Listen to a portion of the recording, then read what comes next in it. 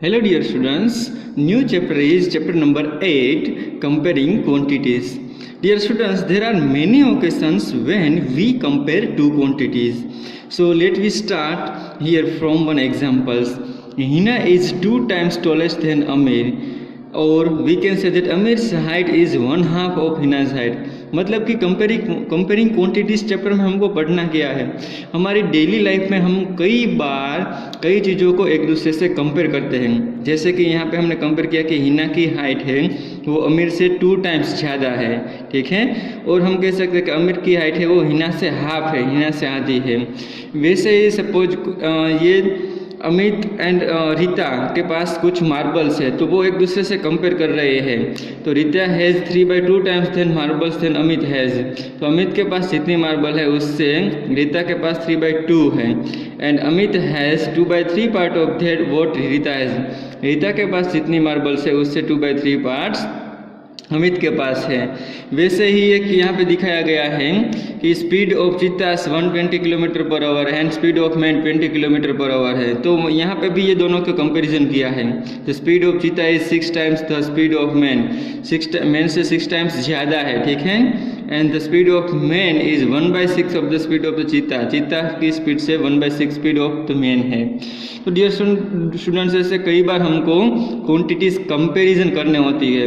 तो कंपैरिजन कैसे करते हैं, क्या करते हैं, वो सारा कुछ इस चैप्टर में हम पढ़ने वाले हैं। So let we start.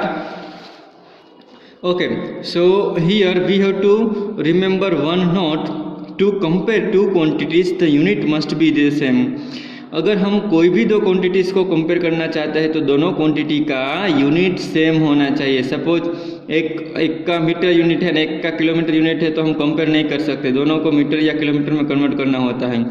एक का वेट किलोग्राम में होता है और दूसरी चीज़ का वेट ग्राम में होता है, तो दोनों को कंपेयर नहीं कर सकते, दोनों का वेट ग्राम में या किलोग्राम में होना चाहिए, ठीक है। So we must have to same unit if we want to compare any two quantities, ठीक है। Now equivalent ratio.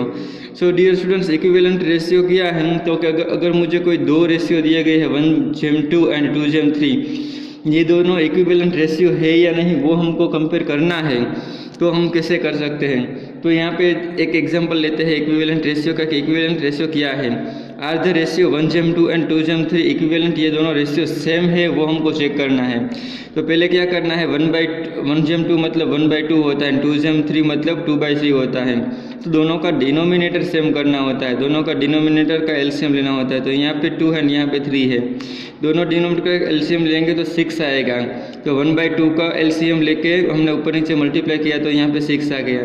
वैसे ही 2/3 को 2 से मल्टीप्लाई किया ऊपर नीचे तो यहाँ पे भी 6 आया। अभी यहाँ पे हम देख सकते हैं कि यहाँ पे दोनों का डिनोमिनेटर सेम हो गया, 3/6 एंड 4/6, ठीक है। तो दोनों में 6 डिनोमिनेटर है पर न्यूमिनेटर है वो डिफरेंट आया। मतलब कि ये दोनों रेशियो जो है वो इक्विवेलेंट नहीं है। जिसका डिनोमिनेटर बड़ा वो नंबर्स बड़ा हो जाएगा, जिसका न्यूमिनेटर छोटा वो नंबर छोटा हो जाएगा। सो 3/6 है वो 4/6 से लेस देन है। तो 3/6 किस में से आया था, 1/2 में से, और 4/6 किस में से आया था, 2/3। So 1/2 is less than 2/3। मतलब कि in short we have to check equivalent. तो ये दोनों रेशियो इक्विवेलेंट नहीं है। अगर दोनों का आंसर एलसीएम लेके सेम आ जाता तो हम कह सकते थे कि ये दोनों इक्विवेलेंट रेशियो है। Now next point, keeping things in proportions and getting solution. Dear students, ये पॉइंट इम्पोर्टेंट है। अरुणा है वो एक स्केच ड्रॉ कर रही है बिल्डिंग का, एंड उनके पास उनकी मदर खड़ी हुई है। देखो यहाँ पे एक बिल्डिंग का स्केच ड्रॉ किया है और उनके पास उनकी एक मदर खड़ी हुई है। पर अरुणा ने क्या किया, एक गलती कर दी कि ये जो बिल्डिंग का जो प्रोपोर्शन लिया था एंड उनकी मदर का जो प्रोपोर्शन लिया था, ठीक है, वो दोनों सेम नहीं रखा है।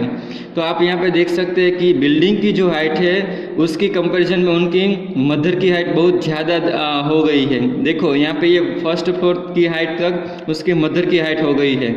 मतलब उनकी मदर की हाइट काफ़ी छोटी होनी चाहिए, प्रोपोर्शन एकदम सही लेना चाहिए, तभी ये मीन स्केच है वो अच्छी तरह से दिखेगा।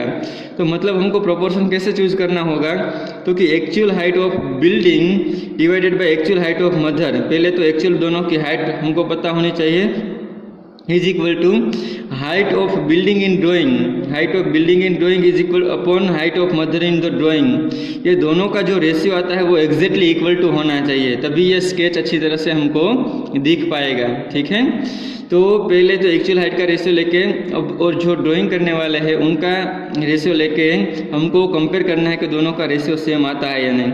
अगर सेम आएगा तभी हम उसका वो स्केच है वो अच्छी तरह से ड्रॉ कर पाएंगे। ठीक है, so dear students, now let me start exercise number 8.1.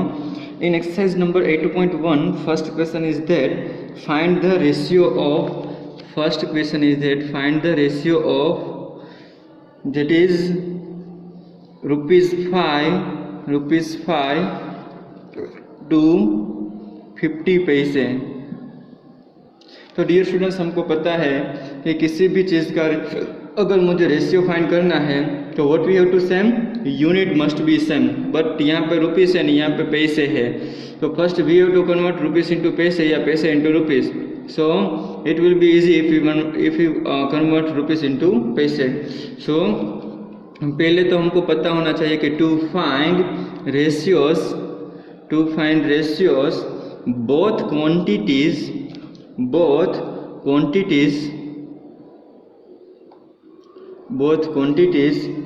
should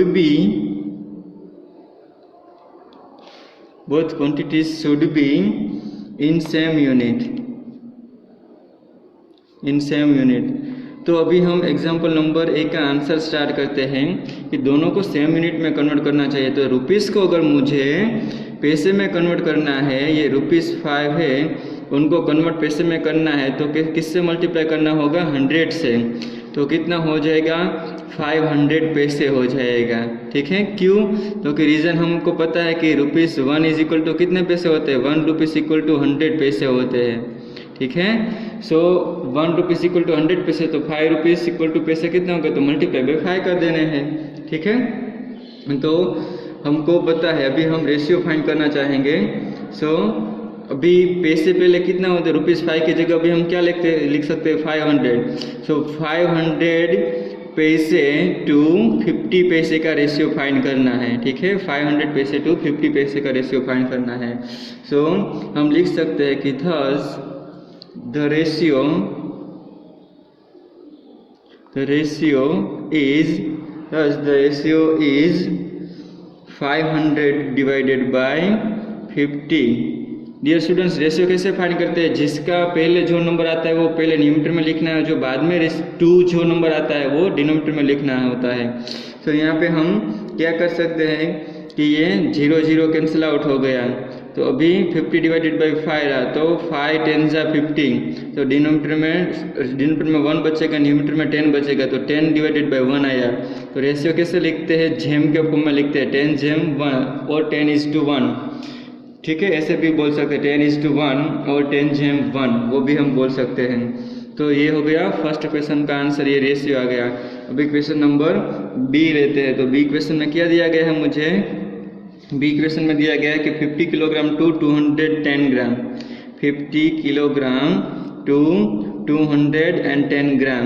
तो डियर स्टूडेंट्स, यहाँ पे किलोग्राम है, यहाँ पे ग्राम है, तो हमको पहले क्या करना होगा, तो कि पहले कन्वर्ट करना होगा किलोग्राम इंटू ग्राम को ग्राम में कन्वर्ट करना होगा।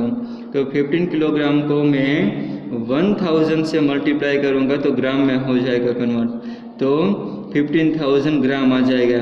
ये क्यों आया, क्योंकि हम रीजन यहाँ पर लिख सकते हैं कि 1 किलोग्राम इज इक्वल टू 1000 ग्राम। ठीक है, 1000 ग्राम, 1 किलोग्राम इज इक्वल टू 1000 ग्राम होता है, इसलिए 1000 से अगर मैं मल्टीप्लाई कर दूंगा तो किलोग्राम है वो ग्राम में कन्वर्ट हो जाएगा।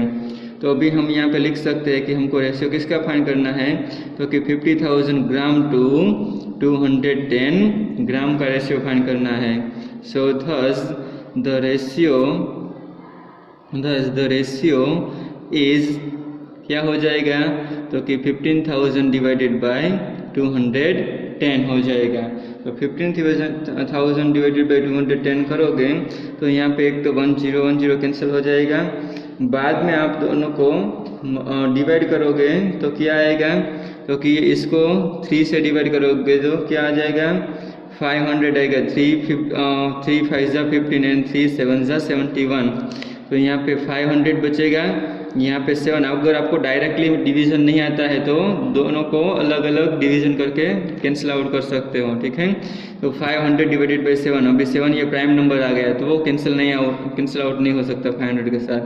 तो अभी रेशियो फाइनल क्या आया, तो कि 5:1 और 500:1 और 500:7, ऐसे भी हम बोल सकते हैं, ठीक है। तो ये हो गया हमारा question number B. Now question number C. ये सभी क्वेश्चन में कुछ ना कुछ यूनिट अलग अलग है, इसलिए मैं सारे एग्जांपल्स करवा रहा हूँ। 9 मीटर टू 27 सेंटीमीटर। सो पहले हमको मीटर को सेंटीमीटर में कन्वर्ट करना होगा। तो 9 मीटर इंटू हम क्या करेंगे, 100 सेंटीमीटर करेंगे। सो मल्टीप्लाई बाई 100 करेंगे, ठीक है। So 9 metre into 100 that is 900 centimetre हो गया। क्यों? क्योंकि हमें यहाँ पे रीजन लिख सकते हैं कि 1 metre is equal to how many centimetres, 100 centimetre. So we have to multiply by 100। तो metres will be converted into centimetre. Now we have 27 centimetre, so we can write that 900 centimetre to 27 centimetre का ratio लेना है। So we can write here thus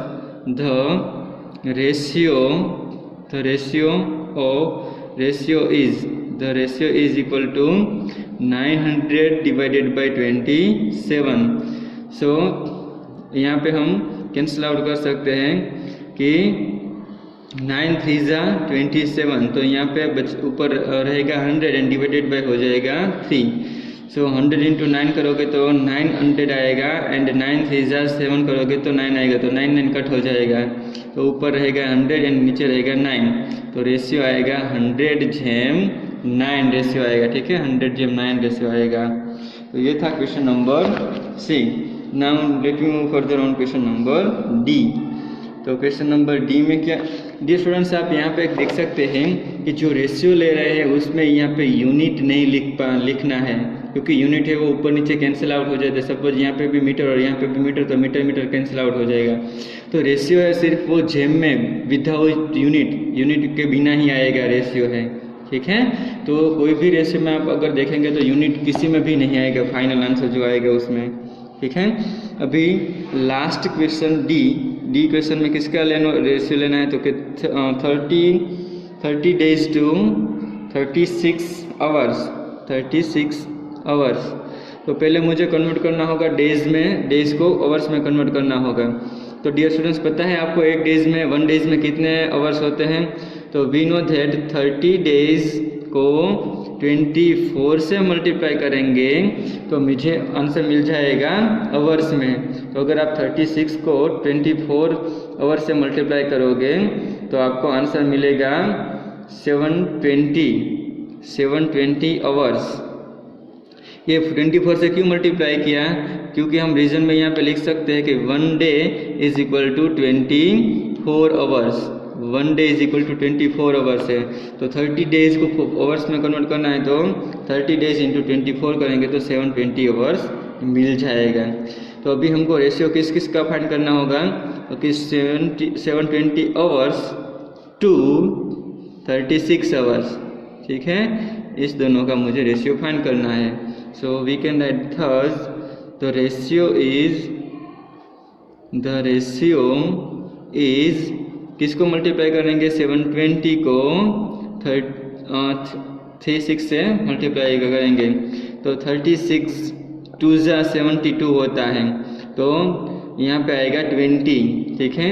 तो 20 divided by 1 मतलब 20/1 ratio आएगा, 20/1 ratio आएगा, ठीक है। तो ये हो गया हमारा question number 1। Now let we move further on question number 2। In question number 2, there are given that data is given that in a computer lab there are 3 computers for every 6 students. So how many computers will be needed for 24 students? Question में ऐसा दिया गया है कि 3 students के लिए एक computer है। लैब में सॉरी 3 कंप्यूटर्स है फॉर एवरी 6 स्टूडेंट्स। 6 स्टूडेंट्स के लिए 3 कंप्यूटर है 6 स्टूडेंट्स के लिए। तो टोटल 24 स्टूडेंट्स है, तो कितने कंप्यूटर चाहिए? तो डियर स्टूडेंट्स पहले एक स्टूडेंट्स के लिए कितने कंप्यूटर चाहिए, बाद में 24 स्टूडेंट्स के लिए कितने कंप्यूटर चाहिए वो हम फाइंड कर लेंगे। तो पहले हमको यहाँ पे डेटा क्या दिया गया है कि 6 स्टूडेंट्स नीड, कितने कंप्यूटर चाहिए 6 स्टूडेंट्स को? 3 कंप्यूटर्स। तो अभी हम पहले 1 स्टूडेंट्स के लिए फाइंड कर लेंगे। तो कि 1 स्टूडेंट्स को कितने कंप्यूटर चाहिए? 1 स्टूडेंट्स नीड कितने कंप्यूटर? तो कि इस दोनों का मल्टीप्लिकेशन होता है, जो क्रॉस में होता है उनको मल्टीप्लिकेशन होता है।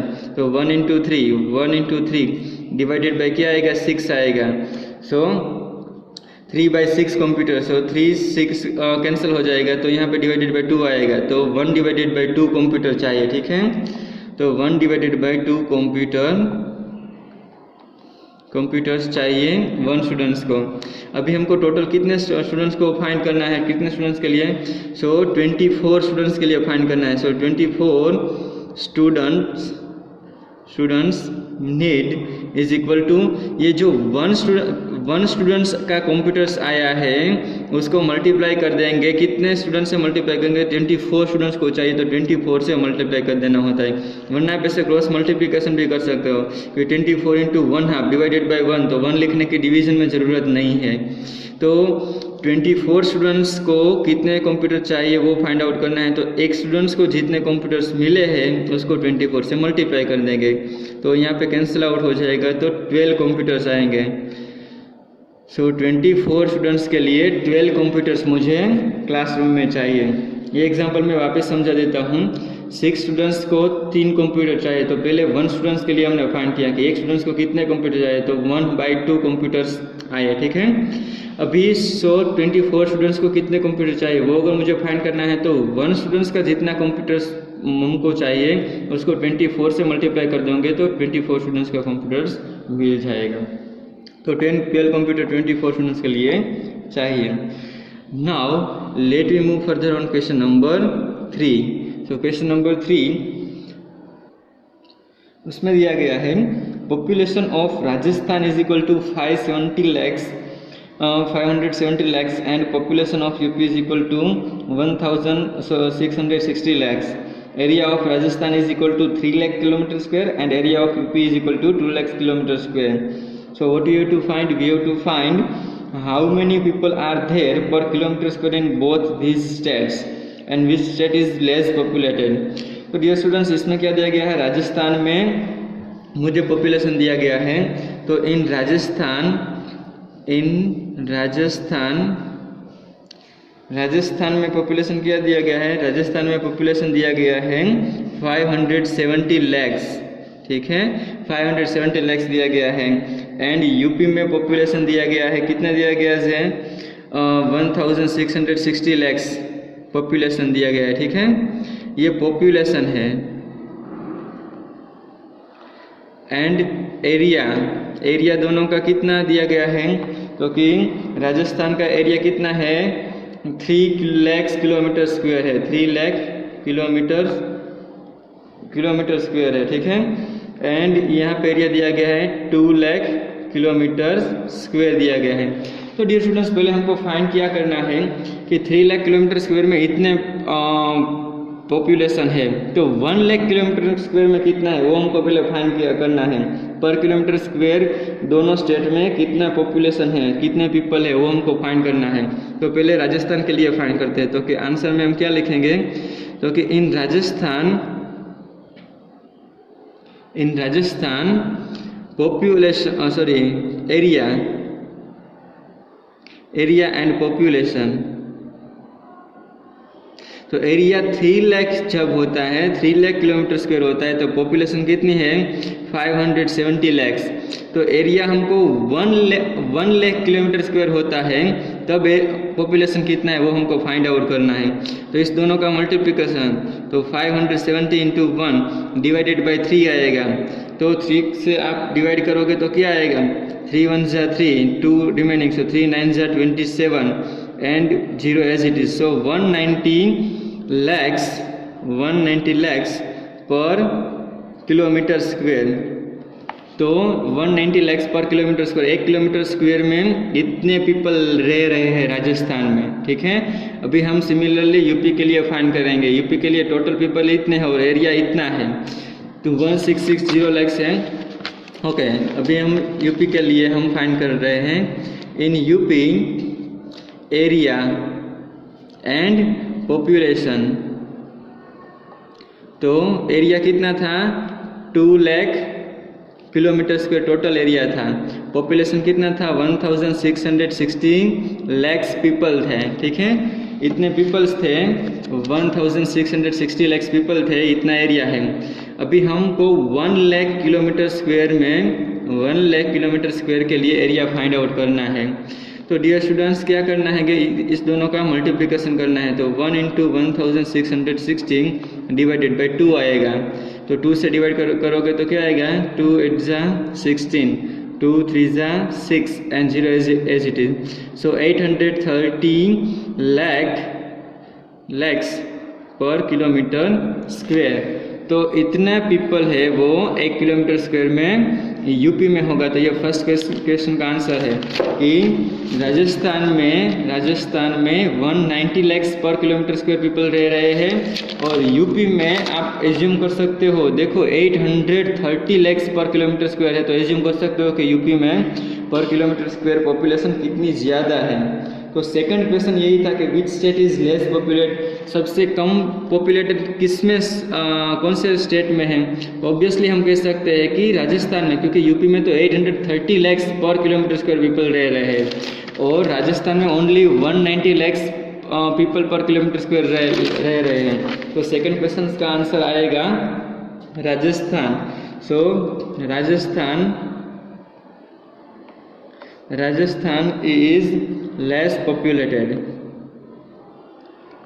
पॉपुलेटेड, ठीक है। तो this is the question, second question का ये आंसर हो गया।